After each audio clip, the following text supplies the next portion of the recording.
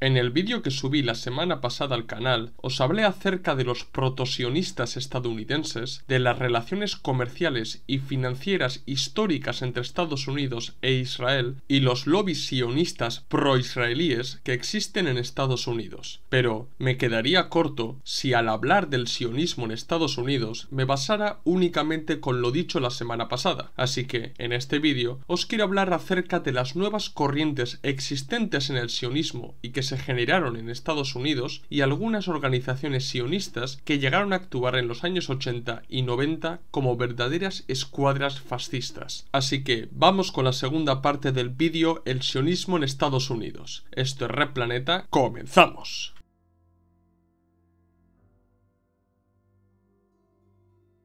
Como os he dicho en la introducción, en este vídeo os quiero hablar sobre algunas de las corrientes del sionismo existentes en Estados Unidos, ya que el sionismo, como cualquier otra ideología y línea de pensamiento, también se adaptó y se concilió con las particularidades nacionales de Estados Unidos. Ya os comenté que el judío Rav Isaac Lesser y el evangélico John Nelson Darby fueron los primeros sionistas, o mejor dicho, protosionistas importantes de Estados Unidos, pero bien entrado el siglo XX y sobre todo tras la creación del Estado de Israel, en Estados Unidos creció enormemente la influencia del sionismo y surgieron nuevas corrientes hasta entonces desconocidas o marginales dentro de la organización sionista mundial. Esas dos nuevas corrientes eran el sionismo cristiano y el nuevo sionismo o neosionismo. Aunque para los años 20 Estados Unidos se había convertido en el centro financiero del sionismo internacional, las comunidades judías existentes en el país no eran sionistas, sino integracionistas, y estos llegaron a acusar a los sionistas de ser poco patrióticos con Estados Unidos o directamente de ser antipatrióticos, puesto que el único objetivo de los sionistas era crear el Estado judío en Palestina y no defender el país en el que vivían. Incluso tras la proclamación de Israel, Estados Unidos actuó delicadamente porque le interesaba apoyar a Israel, pero no quería perder las relaciones comerciales con los países árabes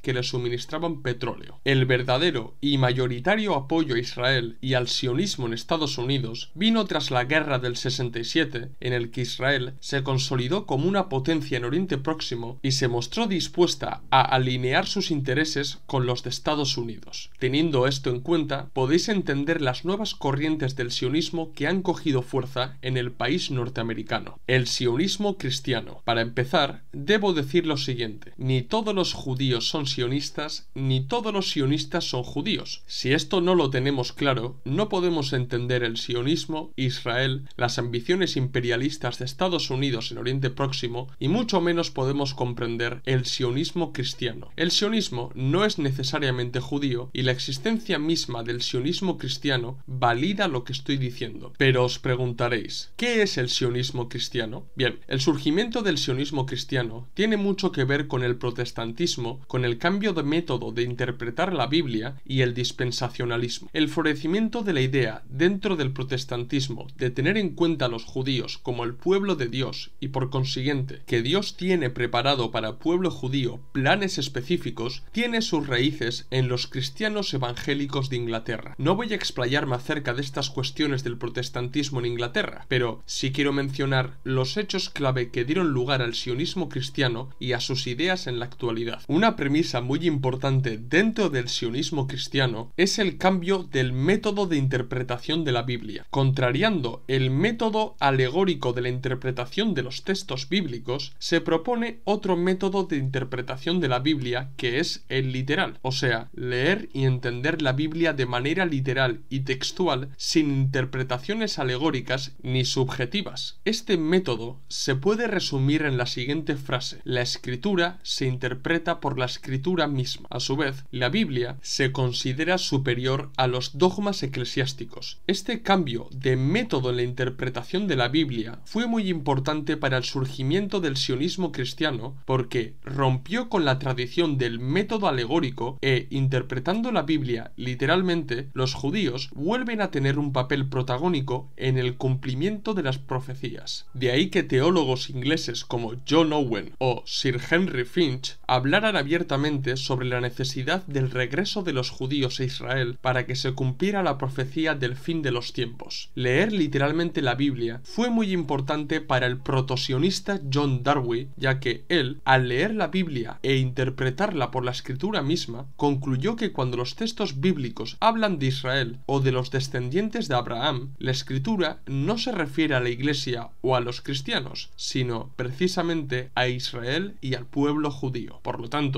todas las promesas que Dios hizo a los hijos de Israel se refiere literalmente a los judíos, y la voluntad de Dios se cumplirá solamente a través de los judíos. Aunque parezca una simpleza, para Darby, leer la Biblia literalmente, para él, fue revolucionario y dio con una nueva idea dentro del cristianismo, que es el dispensacionalismo. Según el dispensacionalismo, Dios ha usado distintos medios para el cumplimiento de sus planes a lo largo de la historia de la humanidad, o, haciéndolo más sencillo, serían los momentos en el que Dios ha obrado para con los seres humanos para el cumplimiento de sus planes. Según los dispensacionalistas típicos, existen 7 dispensaciones que van desde Adán y Eva hasta el reino milenario de Jesús y el consiguiente fin de los tiempos, del que surgirá una nueva tierra y un nuevo cielo. Lo sé, parece que estoy haciendo un vídeo sobre profecías bíblicas, pero es que todo esto hay que saberlo para conocer los principios fundamentales del sionismo cristiano y su apoyo incondicional a Israel. Siguiendo con el dispensacionalismo, es importante recalcar el hecho que en él se diferencia a Israel y la Iglesia. Israel adquiere el estatus de país o territorio del pueblo judío, como dice la Biblia, y la Iglesia, que hasta entonces había sido el Israel espiritual, sería en verdad el centro de los creyentes de Cristo. De aquí se desprende que para los dispensacionalistas existen dos pueblos con profecías y promesas bíblicas distintas, pero al ser literalmente el pueblo judío, el pueblo elegido de Dios, el otro pueblo, o sea, los cristianos, siguiendo la idea dispensacionalista, han de hacer todo lo posible por ayudar y apoyar a Israel por ser el pueblo de Dios, por lo que los que defienden a Israel también serán agraciados por la gracia divina al haber contribuido al cumplimiento de la voluntad de Dios. Teniendo en cuenta todo lo que os acabo de decir acerca del cambio de método de interpretación de la Biblia y del dispensacionalismo, debéis entender que los sionistas cristianos aceptan plenamente estas dos cuestiones y forman parte de su ideario. Los sionistas cristianos, en calidad de creyentes, quieren contribuir al cumplimiento de las profecías bíblicas y a la ayuda al pueblo de Dios, que supuestamente son los judíos. Por lo tanto, ven indispensable, por un lado, el fin de la diáspora judía y la llegada de judíos a su supuesta tierra prometida, lo que se conoce como el regreso a Sion, y, por otro lado, la creación del Estado de Israel. Los sionistas cristianos leen literalmente la Biblia y quieren seguir los textos sagrados para ayudar a su pueblo y recorrer todos los caminos proféticos que lleva a la humanidad al regreso de Jesús a la tierra y el comienzo de su reinado milenario. Por supuesto, una idea defendida por los sionistas cristianos es la construcción del tercer templo de Salomón en el monte de Jerusalén, donde se encuentra hoy la mezquita de Al-Aqsa. Esto para ellos es clave, porque, según las profecías, el anticristo debe profanarlo justo antes de la venida de Cristo. Pero claro, para tal acto se necesita construir dicho templo, porque sin templo no hay profanación, y sin profanación no hay venida de Cristo. De ahí que, después de la guerra del 67, el sionismo cristiano, en alianza con el sionismo convencional, se pusieran manos a la obra para los preparativos de la construcción del tercer templo de Salomón, llegando incluso a crear un movimiento en pro de dicha construcción. Pero a día de hoy, la mezquita de Al-Aqsa aún sigue en pie y, por lo que parece, lo seguirá estando por mucho tiempo. Después de tanto contenido bíblico y religioso, debo entrar de lleno a hablar de la situación del sionismo cristiano en la actualidad y su importancia dentro de la política nacional e internacional de Estados Unidos. El sionismo cristiano le debe mucho al evangelista y predicador Willie Graham, que llegó a ser toda una celebridad en Estados Unidos. Willie llegó a codearse con importantes presidentes del país como Eisenhower o Nixon, pero el que comenzó a insertar el sionismo cristiano y su ideario dentro de la Casa Blanca fue Hal Lindsey, íntimo de Ronald Reagan. Reagan admiraba tanto a Lindsey que le permitió asistir a distintas reuniones del Consejo de Seguridad de Estados Unidos. La importancia de estos dos evangelistas dentro de los cristianos estadounidenses es enorme, puesto que consiguieron introducir el matiz sionista en el pensamiento de estos creyentes, y se estima que en la actualidad existen alrededor de 20 millones de sionistas cristianos en Estados Unidos. En la actualidad, la organización, o mejor dicho, lobby más importante del sionismo cristiano en Estados Unidos es Cristianos Unidos por Israel, que se creó en 1976, pero que se oficializó en el 2006. Este lobby cuenta con 7 millones de miembros y en realidad es el lobby pro-Israel más grande de Estados Unidos. Pero su tamaño no es lo verdaderamente importante, sino el estatus de sus miembros, porque dentro del lobby se encuentran importantes políticos como Mike Pompeo, ex jefe de la CIA y secretario de Estado de Trump, Mike Pence, vicepresidente de Estados Unidos, o John Bolton, consejero de Seguridad Nacional, todos ellos miembros de la administración Trump. Precisamente fue este sector sionista dentro del gobierno de Trump el que instó al presidente a reconocer Jerusalén como la capital de Israel, de modo que ahora podemos entender la enorme influencia que ejerce el sionismo en Estados Unidos por parte de los sionistas convencionales como el Comité de Asuntos Públicos Israel-Estados Unidos o los sionistas cristianos de Cristianos Unidos por Israel.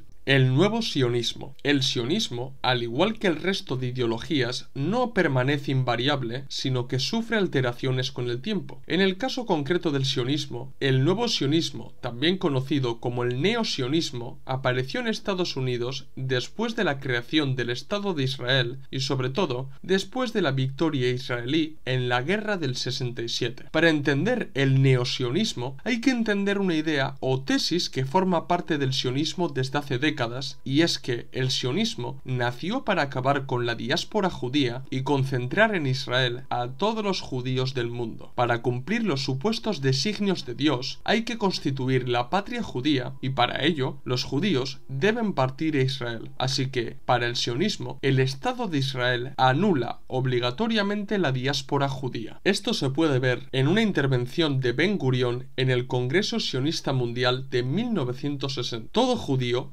viola diariamente los preceptos del judaísmo al permanecer en la diáspora. Los judíos solo pueden vivir realmente como judíos en Israel y no puede existir una cultura total y absolutamente judía en la diáspora, incluso en aquellos países libres que garantizan todo tipo de derechos. Muchos sionistas asimilaron lo dicho por Ben Gurión y en la década de los 60 y 70 hubo discusiones al respecto que marcaron el nacimiento del neosionismo. He aquí algunos hechos clave para entender el surgimiento de esta nueva variante del sionismo. En 1968, en una reunión de dirigentes sionistas internacionales, Isaac Korn, secretario del Movimiento Sionista Laborista Mundial, propuso que la afiliación a la Organización Sionista Mundial se limitara a los judíos que se comprometían a emigrar a Israel o que ya vivían en Israel. En 1972 se celebró el 28º Congreso de la Organización Sionista Mundial y en él la sección juvenil sionista de Israel comentó que los principales dirigentes sionistas de Estados Unidos, Reino Unido o Francia debían dar ejemplo al resto de los judíos emigrando a Israel y siendo coherentes con la teoría sionista. Ese comentario fue acompañado de la siguiente propuesta: si no lo hacían en un periodo de 2 años, debían ser expulsados de la organización. Pese a las enérgicas quejas de los sionistas estadounidenses que no tenían ninguna intención de dejar atrás su cómoda vida en Estados Unidos y marchar a Israel, la propuesta de los jóvenes salió adelante, de modo que las secciones sionistas estadounidenses amenazaron al resto de la organización de cortar la financiación tanto a la organización como a Israel, y teniendo en cuenta que el dinero proporcionado por los sionistas de Estados Unidos era una parte importante del dinero que recibía la organización, decidieron declarar nula la propuesta de los jóvenes sionistas y los estadounidenses se quedaron en su país. Y os preguntaréis, ¿por qué nos hablas de estos hechos? Es importante conocer estos hechos para ser conscientes de la brecha ideológica y política que se generó entre los sionistas y que supuso la verdadera razón para el surgimiento del neosionismo. De estos hechos se puede concluir que los sionistas que vivían en países capitalistas más desarrollados como Estados Unidos o Reino Unido gozaban de una posición privilegiada en estos países debido a los lobbies y a su su convergencia con los grandes empresarios y banqueros judeo-sionistas del mundo anglo. De ahí que no les resultara atractivo emigrar a Israel. Pero claro, esto en teoría chocaba con el sionismo y estaba más cerca de lo que defendían los integracionistas que lo que defienden los sionistas. De ahí que, como los trileros, jugaran con las tesis del sionismo para dar con una nueva variante que justificara sus posiciones. Otro hecho que debo mencionar es que a partir de 1967 fueron los sionistas estadounidenses los que más se resistieron a emigrar a Israel. Y no solo eso, porque el Mossad advirtió que no solo los judíos no emigraban a Israel, sino que el 50% de los estadounidenses emigrados a Israel regresaban a Estados Unidos y la emigración desde Israel a Estados Unidos era mayor que a la inversa. Pese al júbilo israelí de ganar la guerra en 1967, sus objetivos no se cumplían porque sus ciudadanos decidieron irse de Israel a países como Estados Unidos y muy pocos judíos sionistas llegaban a Israel, lo que en la práctica suponía el fracaso del plan sionista con la inmigración. Los dirigentes israelíes, para no aceptar el desastre en el que se habían sumido, dieron con el neosionismo. Según esta variante del sionismo, los sionistas ya no rechazan la diáspora y la inmigración a Israel deja de ser obligatorio. Los sionistas que viven en sus respectivos países y no tienen ninguna intención de emigrar a Israel, únicamente deben aceptar a Israel como el verdadero y único Estado judío en el mundo, y ese es el único requisito. He aquí las declaraciones de dos importantes dirigentes sionistas al respecto. Primero, Nahum Goldman. Debemos encontrar una nueva forma de continuar las fieles e íntimas relaciones entre el Estado y el pueblo, entre el centro y la periferia, y conseguir así la fortaleza espiritual que garantice la supervivencia de las comunidades judías en la diáspora. La situación de los judíos no se normalizará nunca solo mediante la existencia de un Estado, sino únicamente creando un centro en Palestina y manteniendo al mismo tiempo la diáspora unida con el Estado en una relación estrecha mutuamente beneficiosa. Y Sanford Goldner se expresaba de la siguiente manera: hasta muy recientemente la filosofía del sionismo implicaba la noción del reagrupamiento de los exiliados. Se pensaba que la vida en cualquier otro lugar que no fuera Palestina estaba destinada a la destrucción. Sin embargo, la falta de realismo de esta concepción se ha hecho cada vez más evidente, especialmente entre los judíos americanos, que se han convertido en el baluarte del apoyo moral y financiero de Israel y que han manifestado claramente que no están dispuestos a establecerse allí. En la actualidad, al menos en los Estados Unidos, la teoría se ha unido a la práctica. El nuevo sionismo se basa en la permanencia de la diáspora, considerando a Israel como el centro cultural de las diferentes comunidades judías que existen en el mundo. Vemos pues que la inmigración a Israel dejaba de ser la premisa fundamental del sionismo y se aceptaba la existencia de la diáspora, Israel como el centro del judaísmo y la diáspora como la periferia. Y el nuevo sionismo abogaba por mantener fuertes vínculos entre el centro y la periferia. Pero, si lo pensáis bien, el nuevo sionismo es pura hipocresía, porque lo que demostraron los dirigentes sionistas e israelíes es que eran capaces de saltarse sus principios políticos y revisar toda su ideología en aras de que los sionistas estadounidenses siguieran aportando las donaciones necesarias y continuaran con su trabajo lobby dentro de Estados Unidos. Liga de Defensa Judía. Bien, explicado el sionismo cristiano y el nuevo sionismo, os tengo que hablar sobre la Liga de Defensa Judía que existe en Estados Unidos y que ha actuado como un verdadero grupo paramilitar judío dentro del país. La Liga de Defensa Judía fue creada en 1968 en Brooklyn por el rabino Meir Kahane. Este rabino afirmó que los judíos de Estados Unidos estaban siendo perseguidos por antisemitas comunistas, que en verdad se refería a la comunidad negra y más concretamente a las Panteras Negras, y debían conformar una organización de autodefensa judía para combatir el antisemitismo. De esta manera se creó la Liga Liga de Defensa Judía, que según su manifiesto fundacional, su propósito era combatir el antisemitismo en los sectores público y privado de la vida en Estados Unidos de América. Para la supuesta autodefensa judía, la Liga quedó organizada como una unidad paramilitar sionista que cometió distintos atentados y ataques a la comunidad negra, sindicalistas izquierdistas y a comunistas de Estados Unidos. Las actividades de la Liga de Defensa Judía no fueron de autodefensa, sino su actividad fue puramente paramilitar y terrorista, y realizaron atentados, secuestros y palizas a distintas personas que la Liga consideraba antisemitas. La Liga de Defensa Judía no pasó desapercibida para las autoridades estadounidenses, y el FBI lo calificó como organización judía extremista y violenta, y por su parte, el Consorcio Nacional para el Estudio del Terror y las Respuestas al Terrorismo describió a la Liga como una organización terrorista. La Liga de Defensa Judía no se puede entender sin el movimiento político que estaba detrás, que era el partido Kach. En verdad, la Liga no era otra cosa que el brazo armado del Kach en Estados Unidos. El Kach pertenece a la tradición política e ideológica del sionismo revisionista propugnado por Zev Jabotinsky, que fue reconocido por el mismo Mussolini como el fascista judío más importante. El Kach defiende la creación por la fuerza del Gran Israel, no dialogar con los representantes palestinos, considerar antisemita a todos aquellos que no defiendan a Israel, expulsar por la fuerza o matar a todos los árabes de Palestina y destruir la mezquita de Al-Aqsa para construir cuanto antes el tercer templo de Salomón en Jerusalén. Es cierto que la Liga de Defensa Judía fue criticada incluso por Israel o por los sionistas estadounidenses, pero lo que llama la atención es que las críticas se limitaron a la práctica que realizaba la Liga y no tanto al ideario que defendía, puesto que distintos partidos del sionismo revisionista como el Likud defienden en una gran parte lo expuesto por el partido Kach. Los simpatizantes del Kach y de la Liga fueron los responsables de defender la tesis del nuevo antisemitismo. Según estos sionistas, en Estados Unidos el antisemitismo había pasado del espectro derechista al espectro izquierdista. Quiero decir, el antisemitismo histórico nazi ya no tenía tanta importancia y era el antisemitismo marxista-comunista la nueva amenaza para las comunidades sionistas en Estados Unidos. Esto hay que entenderlo en su contexto. A finales de los 60, dentro de la comunidad negra de Estados Unidos, surgieron las Panteras Negras para defenderse del racismo existente en el país. En su inicio, las Panteras Negras, y sobre todo sus dirigentes, estaban influenciados por las ideas comunistas y tenían un fuerte carácter antiimperialista. Estas ideas llevaban a las Panteras Negras a ser obligatoriamente antisionistas y a defender tanto a Palestina como al socialismo árabe. Como os imaginaréis, estas ideas eran contrarias a las de los sionistas estadounidenses, que veían cómo la defensa de Palestina calaba entre la clase trabajadora estadounidense y que los negros, que eran mayoría frente a los judíos en el país, se declaraban antisionistas. De modo que los sionistas estadounidenses comenzaron a atacar a los negros con la excusa de combatir el antisemitismo negro. Nuevamente, los sionistas acababan sirviendo a los intereses de los sectores más reaccionarios, porque los ataques a la comunidad negra, participar en el desarticulamiento de las Panteras Negras y socavar el apoyo de la URSS y de los países socialistas árabes en Estados Unidos, convergía plenamente con los intereses políticos de Estados Unidos, que mediante la CIA estaban trabajando en esa misma misión. El sionismo en Estados Unidos siempre tuvo un claro carácter derechista y reaccionario. Aparte de convertirse en uno de los instrumentos más valiosos de la CIA para desprestigiar a la comunidad negra, fueron el principal apoyo de los gobernantes más reaccionarios de Estados Unidos. En 1972, los sionistas estadounidenses movilizaron a todo el electorado judío para votar en masa a Nixon. Ni una sola organización sionista participó en la movilización contra la guerra de Vietnam. El Comité Pro-Israel de Los Ángeles concedió a Ronald Reagan la Medalla al Valor y le apoyaron electoralmente para que se convirtiera en presidente. En Filadelfia, la organización judeo-sionista B'nai B'rith nombró ciudadano de honor al alcalde Frank Rizzo, conocido racista que se opuso a las políticas para quitar la segregación. La Organización Sionista de América también premió a Sam Yorty, reconocido anticomunista y partícipe en la represión a los negros. Las organizaciones sionistas también se codearon con Henry Jackson y James Buckley que generaron una gran controversia por simpatizar con el régimen de Franco en España. Y, en lo que a la Liga de Defensa Judía respecta, he de destacar sus fuertes vínculos con la mafia, por ejemplo, con Joseph Colombo de la Liga Italoamericana de Derechos Civiles o Anthony Imperiale, conocido personaje de la mafia de Nueva Jersey. Como ya lo hizo el sionismo en sus primeros años, los sionistas estadounidenses se codearon con los sectores más reaccionarios del país para prevalecer sus intereses y seguir condicionando la política estadounidense a su favor y, como no, a favor de Israel. El sionismo ha de ser erradicado como una de las formas más demagógicas y populistas del imperialismo. ¿Qué os ha parecido el vídeo? ¿Os gustaría que os hablara acerca del sionismo en otros países? Hacérmelo saber en los comentarios y sugerirme nuevos temas para que trate en futuros vídeos. Dar like si os ha gustado el vídeo, si sois nuevos, suscribiros al canal. Recordad que en la descripción del vídeo tenéis el enlace de PayPal para donarnos dinero y ayudarnos a crecer. También tenéis en la descripción del vídeo los enlaces de los documentos y libros que tenemos a la venta en Gumroad. Pasaros por el blog de entrevistas donde tenéis entrevistas muy interesantes y seguirnos en las redes sociales Instagram, Facebook, Twitter y TikTok, donde subimos nuevo contenido diario o casi a diario. Esto es todo, nos vemos en el próximo vídeo. ¡Salud, camaradas!